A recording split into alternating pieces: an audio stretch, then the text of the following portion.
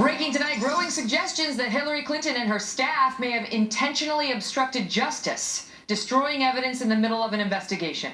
Welcome to the Kelly File, everyone. I'm Megyn Kelly. House Oversight Chairman Jason Chaffetz sent a letter to the District Attorney for Washington, D.C. today, calling for a new probe in the conduct of both Mrs. Clinton and her staffers. Chaffetz says that after reviewing documents released on Friday by FBI Director James Comey, he believes there may be evidence of, quote, obstruction of justice and destruction of evidence by Secretary Clinton and her employees and contractors. When asked about it earlier today, Clinton not only said that she's innocent, she also suggested this is simply another GOP conspiracy. Do you have any concerns that emails were deleted after they were already supposed to be preserved, and did you ask for them to be deleted? No, of course not. I have no concern on either count. None. And neither did the FBI. By the way, U.S. Attorney, not District Attorney. In a moment, we will be joined by Judge Nepolitano, who has reviewed some of the evidence and has a really, actually, interesting outtake. Well, take. And senior political analyst Brit Hume, who's here on the Fallout. But first, we go to Trace Gallagher, who's live at our breaking news desk. Hey, Trace. Hey, Megyn, in calling for the obstruction of justice investigation, Utah GOP Congressman Jason Chaffetz is citing evidence that focuses mainly on a 3.5-month period from December of 2014 to March of 2015. December of 2014, you'll recall, is when Hillary Clinton and her team turned over some 55,000 work-related emails to the State Department. That same month, according to FBI files, top Hillary Clinton aide Cheryl Mills, who's also a lawyer, apparently instructs unnamed employees of Platte River Networks, that's the company that maintained Clinton's server, to delete the old archives and make sure new emails are only saved for 60 days. But in March of 2015, when the New York Times broke the story of Hillary Clinton's private email server, the Benghazi Select Committee issued a new flurry of subpoenas to obtain the emails. And the FBI files show that a Platte River employee had a, quote, oh blank moment, realizing he didn't wipe the server clean back in December like he was supposed to. Days later, Hillary Clinton's aides and lawyers have a conference call with Platte River employees, and House Republicans say despite the emails being under subpoena, a new round of deleting begins, including the use of a computer shredding program. In a letter to the U.S. Attorney for D.C., Chaffetz writes, quoting, "The department should investigate and determine whether Secretary Clinton or her employees and contractors violated statutes that prohibit destruction of records and concealment or cover-up of evidence material to a congressional investigation." Here's more of Hillary Clinton trying to knock this thing down. Watch. The FBI resolved all of this. Their report answered all the questions. The findings included debunking his latest conspiracy theories. Congressman Chaffetz is also calling on the FBI to release public testimony of Clinton aides and employees of Platte River. Megyn.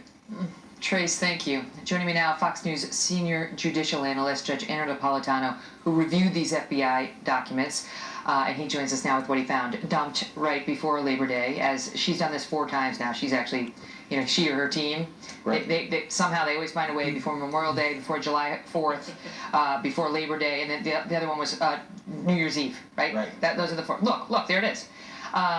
Purely coincidental. But what may have happened here is important. You don't get a subpoena and then start destroying documents. Well, that's not okay. Okay, so that is what happened here. Congressman Chaffetz is correct in his timeline. The subpoena was issued and then the documents were destroyed. Congressman Gowdy is correct. We're talking about 2 different committees. Congressman Chaffetz runs the House Oversight Committee, Congressman Gowdy the House Benghazi Committee. Both put on notice Secretary Clinton. In fact, Congressman Gowdy's committee put Secretary Clinton on notice while she was still Secretary of State. Because they were like, wait a minute, you have your own private server?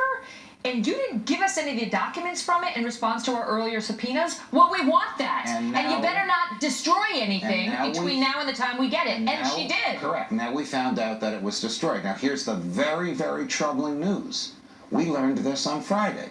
We learned this from the FBI. Mm-hmm. The FBI knew that servers were wiped clean, that BlackBerries were smashed and destroyed, and that a laptop was lost in the U.S. mail. The FBI ought to have pursued Mrs. Clinton and the people around her for obstruction of justice, and it did not do so. That is exceptionally distressing. The case against her for failure to secure state secrets is overwhelming. Now the case against somebody, we don't know who, for obstruction of justice is overwhelming, and Megan, the FBI has done nothing. Someone, somewhere, it must be the White House, has restrained the FBI from doing its job. You look at the evidence right before this Platte River Networks. They were the ones who deleted her email archives pursuant to her order, is how it looks.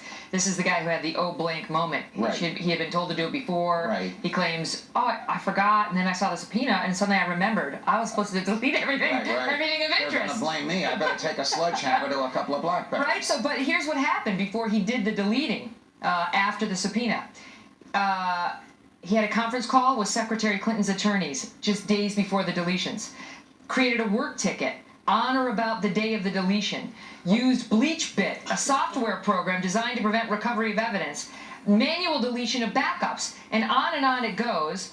And the question is, was this intentional, and what were they hiding, if anything? How could it not have been intentional with the regular, consistent, systematic destruction of evidence? And I'm sorry to tell you, her lawyers may have been involved in this, which adds another entirely different level of culpability. What if they say none of this stuff was responsive, and therefore we didn't need to keep it? It was all yoga, blah, blah, blah. You know, like that was, who cares? We could delete that stuff. She swore under oath to a federal judge, and she swore under oath to 2 congressional committees. She returned all of her work-related emails. The FBI found 17,800 work-related emails that she failed to return.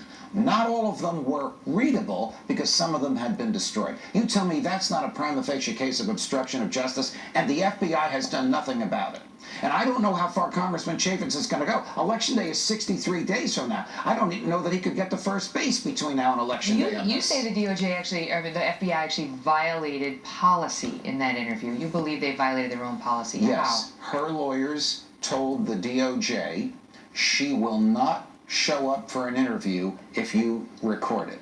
It is policy of the DOJ to record every interview. There is no record of what she said other than the summaries written by the FBI agents who were in the room and who listened to her. In this digital age, there is no recording. There's a verbatim recording of every single other one of the witnesses interrogated in this case, except for Mrs. Clinton. Wow. I'm sure. How far can this go? I'm sure the average Joe watching at home right now could get such an exception as well. I'm sure. Right. If they got in trouble, there'd be no problem with all the stories that she has told that have turned out just not to add up. And then this. Listen, maybe there'll be an explanation other than the FBI has cleared me and you're all a bunch of idiots. Right. We'll wait for that. Judge, good to see you. Well, good to be with you. Well, she didn't really say that second part. So this story is the latest in a series of damaging revelations for Mrs. Clinton, covering both her handling of classified information and questions about the Clinton Foundation. Along with those revelations, we've seen a gradual but steady erosion in her poll numbers. Britt Hume is with us now on that. He's the Fox News senior political analyst and the newly named host of On the Record. Britt, it's great to see you again in so many different capacities. Well, thanks, Megan. It's kind of you. I'm only going to be there through the election, but I'm excited about it. And then back to God, golf, and grandchildren, which I know is the Britt Hume retirement plan. All right, so let's talk about Hillary Clinton and her. I mean, she's lost a 10-point lead. The news for her day after day after day, you know, it's not devastating on any one day, but it seems like we're getting to the death by 1,000 cuts feel.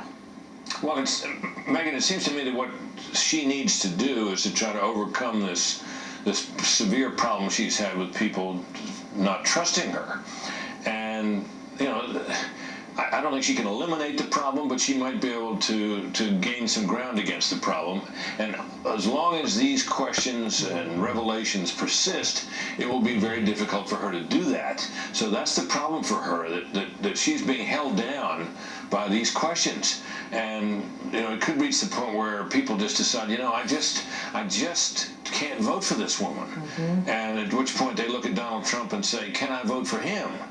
And And you could kind of posit a scenario in which, he carries on the rest of this campaign in kind of the way he has, with, making set piece speeches and doing things that people didn't think he'd do, like the trip to Mexico and so on. And he might gain enough ground to where, he wins the election.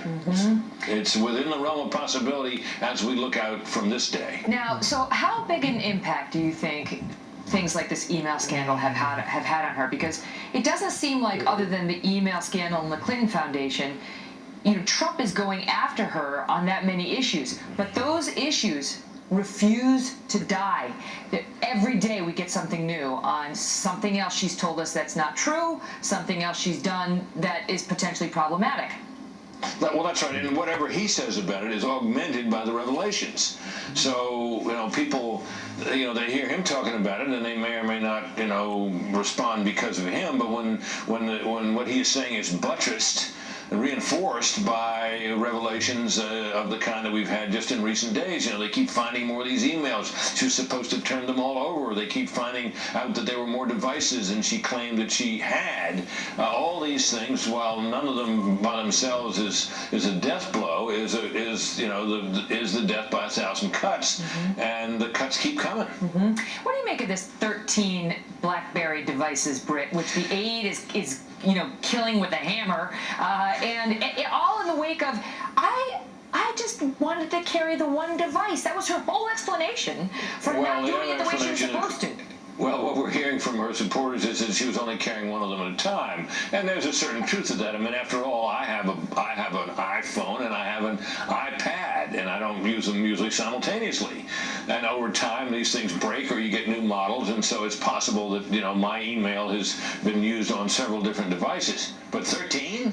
Right. That seems like an awful lot against the claim that she was doing one at a time. So I think the people look at that and it just doesn't sound right to them, and it makes people just look at this woman and say, "Can she tell the truth? So what is she going to do now? Will she tell the truth? Is she going to come out of the witness protection program and start actually giving interviews and speaking to reporters? Well, she's on the back of the plane. How are you feeling? Notwithstanding, she hasn't been hit with a lot of tough questions lately. Well, she's got a few. She took a few, and she didn't seem to have a lot of trouble with them, which raises the question, I think, of whether she really has anything to fear from a full-blown news conference. But I've only known her to hold a few, and I was actually present in the room at the one she held way back in the 90s on Whitewater, which was like 2 hours. She took questions. It wasn't a terribly convincing performance. I remember it well. But it got her over the hump, and it kind of put the matter to rest at least. So I mean, she probably is going to have to do one of these sometime, and we'll see. I don't think the public cares a whit, by the way, whether she holds one or not. But it does add, I think, to reporters' suspicions about her, and reporters are not that unfavorably disposed toward her. And if she comes out and has a few news conferences and talks to them, they like that better.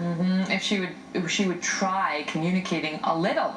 She's been waiting for Donald Trump to lose, and he had been, but he's having a good time right now in terms of the poll swing, and she's going to have to think about what that means for her. We're going to pick that up with Larry Sabato in just a minute. Britt, great to see you. Thanks, Megan. Well, Hillary isn't the only one under fire after this document dump, with House Speaker Paul Ryan now suggesting the FBI appears to be acting as an arm of Mrs. Clinton's presidential campaign. Former FBI Assistant Director James Kallstrom has some thoughts on that. He's right after this break. Plus, Steyerwalt and Kurtz are here with new details on the presidential debates and the new controversy already making the rounds. Stay tuned. I look forward to the debates. I mean, I think it's an important element of what we're doing. I think you have an obligation to do the debates. Breaking tonight, Hillary Clinton isn't the only one taking heat after the FBI's holiday weekend document dump. Here's House Speaker Paul Ryan earlier today. I can't believe that they would do what is such a patently political move. It makes them look like political operators versus law enforcement officers. Over on another cable channel, political analyst Mark Halperin wasn't much kinder. To release this on a Friday as if he's an arm of the Clinton campaign, I'm just stunned, because there's a lot of information in here that's of great public interest. And if you really cared about transparency, you would say to yourself, is the best time to release this to get a full public hearing on Friday before Labor Day? By the way, following up. Joining me now, James Kallstrom, former assistant director in charge of the FBI. Jim, good to see you. So, what do you make of the FBI's decisions here and the protocol they used? Hi, Megan. I was shocked and furious and dismayed that